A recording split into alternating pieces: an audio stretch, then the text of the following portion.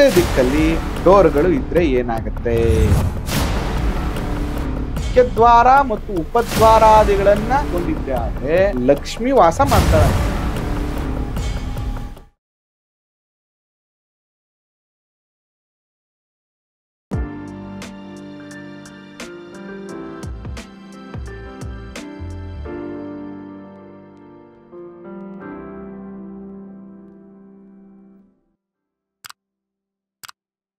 ಶ್ರೀ ಗುರುಭ್ಯೋ ನಮಃ.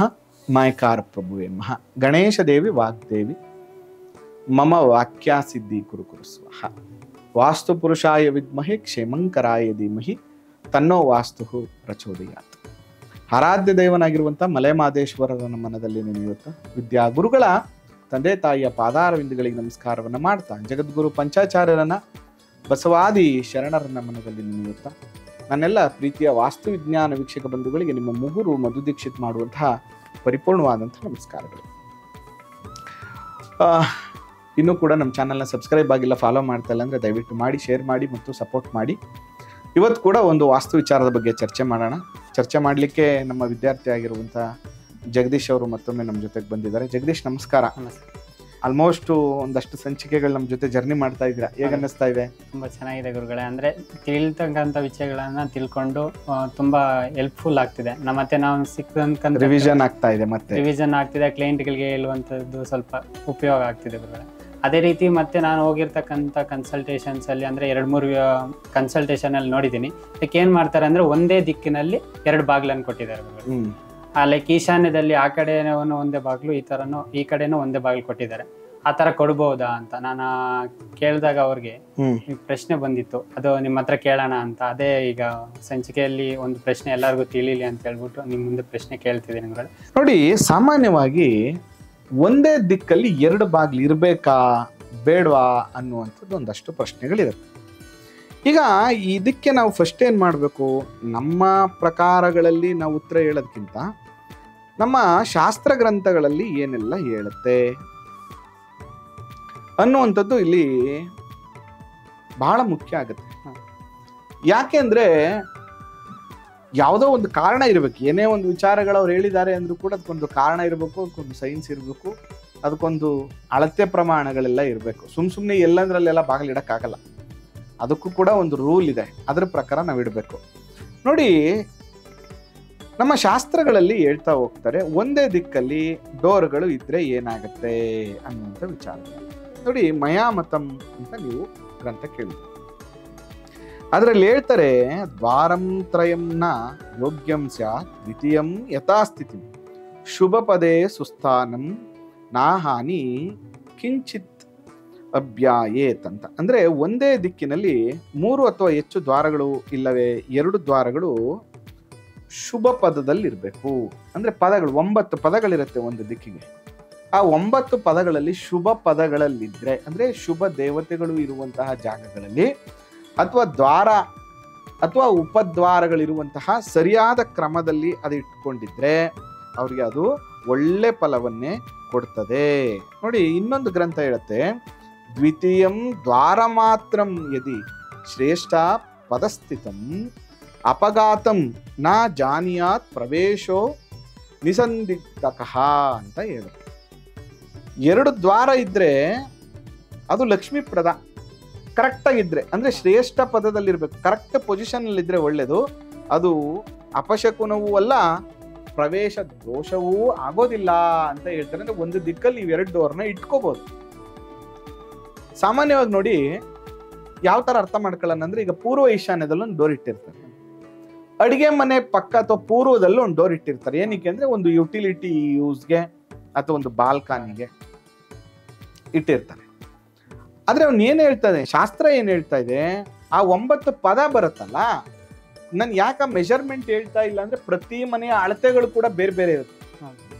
ನಾನು ಸುಮ್ಮನೆ ಕಾಮನ್ ಆಗಿ ಹೇಳ್ಬಿಡೋದು, ಪುನಃ ಅವ್ರು ತಪ್ಪು ಮಾಡೋದಲ್ಲ.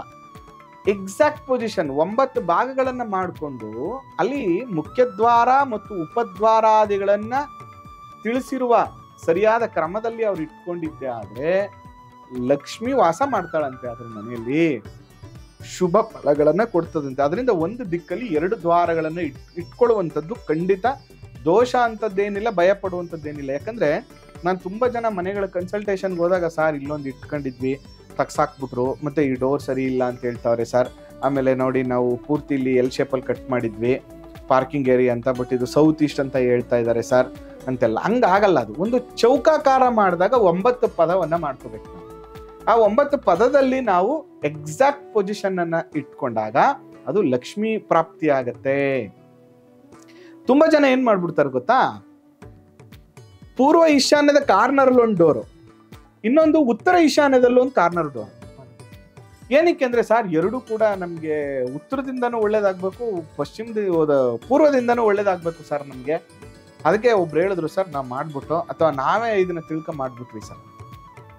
ನೋಡಿ, ಎರಡೂ ಕಾರ್ನರ್ ಅಲ್ಲಿ ಲ್ಯಾಂಡಿಂಗ್ ಎಲ್ಲ ಆಗುತ್ತೆ.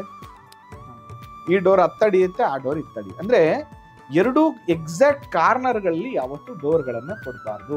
ನೀವು ಕೊಡ್ಲೇಬೇಕಾದಂತ ಪರಿಸ್ಥಿತಿಯಲ್ಲಿ ಒಂದು ಉಚ್ಚ ಸ್ಥಾನದಲ್ಲಿ ಕೊಡಬೇಕು. ಎರಡನೇದು ಒಂದು ಎಕ್ಸಾಕ್ಟ್ ಡೋರ್ ಪೊಸಿಷನ್ ಅಂತ ಏನ್ ಬರುತ್ತೆ, ಈಗ ಉತ್ತರದಲ್ಲಾದ್ರೆ 3, 4, 5 ಅಂತ ಏನ್ ಹೇಳ್ತೀವಿ, ಅಥವಾ ಪೂರ್ವದಲ್ಲಾದ್ರೆ 3 and 4 ಅಂತ ಏನ್ ಹೇಳ್ತೀವಿ, ಆ ಜಾಗದಲ್ಲಿ ನೀವು ಡೋರ್ ಪೊಸಿಷನ್ ಅನ್ನ ಕೊಡ್ಬೇಕಾಗುತ್ತೆ. ಅಂದ್ರೆ ಇಲ್ಲಿ ನಾನು ಏನ್ ಹೇಳಿಕೊಟ್ಟಿದ್ದೀನಿ ಅಂದ್ರೆ, ಒಂದೇ ದಿಕ್ಕಲ್ಲಿ 2 ಡೋರ್ಗಳನ್ನ ಇಡಬಹುದಾ ಅಂದ್ರೆ 100% ಇಡಬಹುದು, 100% ಒಳ್ಳೇದಾಗುತ್ತೆ. ಆದ್ರೆ ಸರಿಯಾದ ಪದಗಳಲ್ಲಿ ನಿರ್ಣಯ ಮಾಡ್ಕೊಳ್ಳಿ. ಜೊತೆಗೆ ನಿಮ್ಮ ಮನೆಯ ಮುಖ್ಯದ್ವಾರದ ಎತ್ತರಕ್ಕಿಂತ ನಿಮ್ಮ ಒಳಗಡೆ ಮನೆಯ ಒಳಭಾಗದಲ್ಲಿರುವ ಯಾವುದೇ ಮುಖ್ಯದ್ವಾರಗಳು ಅದಕ್ಕಿಂತ ಎತ್ತರ ಇರಬಾರ್ದು. It's very important. ಅಕಸ್ಮಾತ್ ಎತ್ತರ ಇತ್ತು ಅಂತ ಇಟ್ಕೊಳ್ಳೋಣ, ನಿಮಗೆ ಪ್ರಾಬ್ಲಮ್ ಶುರುವಾಗುತ್ತೆ. ಈಗ ಎಕ್ಸಾಂಪಲ್, ನಿಮ್ಗೆ 7.1 ಫೀಟ್ ಇದ್ರೆ ಯಾವುದು ನಮ್ಮ ಮುಖ್ಯದ್ವಾರದ ಎತ್ತರ, ಕೊನೆಯ ಪಕ್ಷ ಬೇರೆ ಡೋರ್ಗಳೆಲ್ಲ 6.7 ಅಥವಾ 6.8, 6.9 ತರ ಇರಬೇಕು. ಪ್ರಧಾನ ಬಾಗಿಲಿಗಿಂತ ಮಿಕ್ಕಿದ ಒಳಗಡೆ ಇರ್ತಕ್ಕಂಥವೆಲ್ಲ ಕೆಳಗಡೆ ಇರಬೇಕು. ಮತ್ತೆ ಮುಖ್ಯದ್ವಾರವನ್ನ ಯಾವಾಗ್ಲೂ ಕ್ಲಾಕ್ ವೈಸ್ ತೆಗಿಬೇಕು. ಮತ್ತು ನೀವು ಡೋರ್ ಅನ್ನ ತೆಗೆದಾಗ ಅದಕ್ಕೊಂದು ಬ್ಯಾಕ್ ಸಪೋರ್ಟ್ ಅಂದ್ರೆ ಲ್ಯಾಂಡಿಂಗ್ ಅಂತ ಏನ್ ಹೇಳ್ತೀವಿ, ಅದು ಲ್ಯಾಂಡಿಂಗ್ ಇರಬೇಕು. ಅಕಸ್ಮಾತ್ ಲ್ಯಾಂಡಿಂಗ್ ನಿಮ್ಗೆ ಎಕ್ಸಾಂಪಲ್ ನೋಡಿ, ನೀವು ಕಾರ್ನರ್ಗಳಲ್ಲಿ ನಾರ್ತ್ ಈಸ್ಟ್ ಪೂರ್ವ ಈಶಾನ್ಯದಲ್ಲಿ ನೀವು ಡೋರ್ ಮಾಡ್ಕೊಂಡಾಗ ಅದಕ್ಕೆ ಲ್ಯಾಂಡಿಂಗ್ ಕೊಡ್ಬೋದು ನೀವು. ಆದ್ರೆ ಪೂರ್ವದಲ್ಲಿ 4ನೇ ಪೊಸಿಷನ್ ಅಲ್ಲಿ ಡೋರ್ ಇಟ್ಟಾಗ ಅಥವಾ 3ನೇ ಪೊಸಿಷನ್ ಇಟ್ಟಾಗ ಲ್ಯಾಂಡಿಂಗ್ ಕೊಡಕ್ ಕಷ್ಟ. ಆಗ ನೀವೇನ್ ಮಾಡ್ಬಿಡಿ ಅಂದ್ರೆ ಡಬಲ್ ಡೋರ್ ಇಟ್ಬಿಡಿ. ಜೊತೆಗೆ 2 ಕಿಟಕಿಗಳು ಅಂದ್ರೆ ನಿಮ್ಮ ಮುಖ್ಯ ದ್ವಾರಕ್ಕೆ ಎಡಗಡೆ ಒಂದು ಬಲಗಡೆ ಒಂದು 2 ಕಿಟಕಿಗಳನ್ನ ಮಾಡಿಸಿ, ಅದು ಒಂದು ಮನೆಯ 2 ಕಣ್ಣುಗಳಿದ್ದಂಗೆ ಮನೆಯ ಅಭಿವೃದ್ಧಿ ತುಂಬಾ ಚೆನ್ನಾಗಾಗುತ್ತೆ. ಈ ರೀತಿಯಾಗಿ ಯಾರು ಸರಿಯಾದ ಕ್ರಮದಲ್ಲಿ ಮುಖ್ಯದ್ವಾರವನ್ನ ನಿರ್ಣಯ ಮಾಡ್ಕೊತಾರೋ 100% ಅವ್ರಿಗೆ ಶುಭ ಫಲಗಳು ಪ್ರಾಪ್ತಿ ಆಗುತ್ತೆ. ಅಕಸ್ಮಾತ್ ಡಬಲ್ ಡೋರ್ ಇಟ್ಟಿದ್ದೀರಾ ನೀವು, ಇದನ್ನೇ ನಾವು ಶುಭ ನಡಿಗೆ ಮತ್ತು ಅಶುಭ ನಡಿಗೆ ಅಂತ ಕರಿತೀವಿ. ನೀವು ಅಕಸ್ಮಾತ್ ಏನಾದ್ರೂ ಆ ಜಾಗದಲ್ಲಿ ಕರೆಕ್ಟ್ ಪೊಸಿಷನ್ ಅಲ್ಲಿ ಎಂಟ್ರಿ ಕೊಟ್ಟಿಲ್ಲ ಅಂತ ಇಟ್ಕೊಬಿಡೋಣ, ಒಂದು 3 ಫೀಟ್ ಆ ಕಡೆ ಈ ಕಡೆ ಆಗಿತ್ತು ಅಂತ ಇಟ್ಕೊಳ್ಳೋಣ, ಪ್ರಾಬ್ಲಮ್ ಶುರುವಾಯ್ತು ನಿಮ್ಗೆ. ಅದಕ್ಕೆ ನಾನು ಯಾವಾಗ್ಲೂ ಏನ್ ಹೇಳ್ತೀನಿ ಅಂದ್ರೆ, ಒಂದು ಮನೆ ಕಟ್ಟುವಂತ ಸಂದರ್ಭದಲ್ಲಿ ಮೊದಲನೇದಾಗಿ ಒಂದು ಒಂದು ಭೂಶುದ್ಧಿ, ಎರಡನೇದು ಮುಖ್ಯದ್ವಾರವನ್ನ ಇಡುವಂಥದ್ದು, ಇಟ್ ಈಸ್ ವೆರಿ ಇಂಪಾರ್ಟೆಂಟ್. ಅವು 3 ಕರೆಕ್ಟ್ ಪೊಸಿಷನ್ ಅಲ್ಲಿ ಕೂತ್ಕೊಂಡ್ರೆ, ಸರಿಯಾದ ಕ್ರಮದಲ್ಲಿ ನೀವು ಮಾಡ್ಕೊಂಡ್ರೆ ಖಂಡಿತವಾಗಿ ಆ ಮನೆಗೆ ಹೋದ್ಮೇಲೆ ಅಭಿವೃದ್ಧಿ ಆಗುತ್ತೆ. ಅದರಿಂದ ಮುಖ್ಯದ್ವಾರ ಅದರ ಜೊತೆಗೆ ಇನ್ನೊಂದು ಉಪದ್ವಾರವನ್ನ ಒಂದೇ ದಿಕ್ಕಲ್ಲಿ ಇಟ್ಕೋಬಹುದಾ ಅಂದ್ರೆ ಖಂಡಿತವಾಗಿ ನಾವು ಇಟ್ಕೋಬಹುದು, ಅದರಿಂದ ಏನು ಪ್ರಾಬ್ಲಮ್ ಇಲ್ಲ. ಆದ್ರೆ ಸರಿಯಾದ ಕ್ರಮದಲ್ಲಿ ಇಟ್ಕೋಬೇಕು. ಯಾರು ಸರಿಯಾದ ಕ್ರಮದಲ್ಲಿ ಇಟ್ಕೊಂಡಿರ್ತಾರೋ ಅವರ ಕುಟುಂಬದಲ್ಲಿ ಫೈನಾನ್ಷಿಯಲ್ ಇಂಪ್ರೂವ್ಮೆಂಟ್ ತುಂಬಾ ಚೆನ್ನಾಗಿ. ಧನ್ಯವಾದಗಳು. ತುಂಬಾ ಇವತ್ತಿನ ಸಂಚಿಕೆಯಲ್ಲಿ ನಿಮಗೆ ಮುಖ್ಯದ್ವಾರಗಳಿಂದ ಉಂಟಾಗುವಂಥ ಫಲಗಳು, ಒಂದಕ್ಕಿಂತ ಹೆಚ್ಚು ಮುಖ್ಯದ್ವಾರಗಳು ಇರ್ಬೇಕನ್ನುವಂಥ ವಿಚಾರಗಳ ಬಗ್ಗೆ ಚರ್ಚೆ ಮಾಡಿದ್ವಿ. ನಿಮಗೂ ಕೂಡ ಸಂಚಿಕೆ ಆಗಿದ್ರೆ ಸಬ್ಸ್ಕ್ರೈಬ್ ಆಗಿ, ಮತ್ತು ಜಾತಕ ವಾಸ್ತು ಬಗ್ಗೆ ತಿಳ್ಕೊಬೇಕು ಅಂದ್ರೆ ನೇರವಾಗಿ ಭೇಟಿ ಮಾಡಿ ಅಂತ ಹೇಳ್ತಾ, ಜಗದೀಶ್ ನಿಮಗೂ ಕೂಡ ನಾನು ಆಲ್ಮೋಸ್ಟ್ ಒಂದು 3-4 ಸಂಚಿಕೆಯಲ್ಲಿ ನನ್ನ ಜೊತೆಗಿದ್ರಿ, ನಿಮಗೂ ಇಷ್ಟ ಆಗಿದೆ ಅಂತ ಭಾವಿಸ್ತೇನೆ. ಮಹದೇಶ್ವರ ಒಳ್ಳೇದು ಮಾಡಲಿ ಅಂತ ಹೇಳ್ತಾ ಈ ಸಂಚಿಕೆನ ಮುಗಿಸ್ತಾ ಇದ್ದೇನೆ. ನಮಸ್ಕಾರ.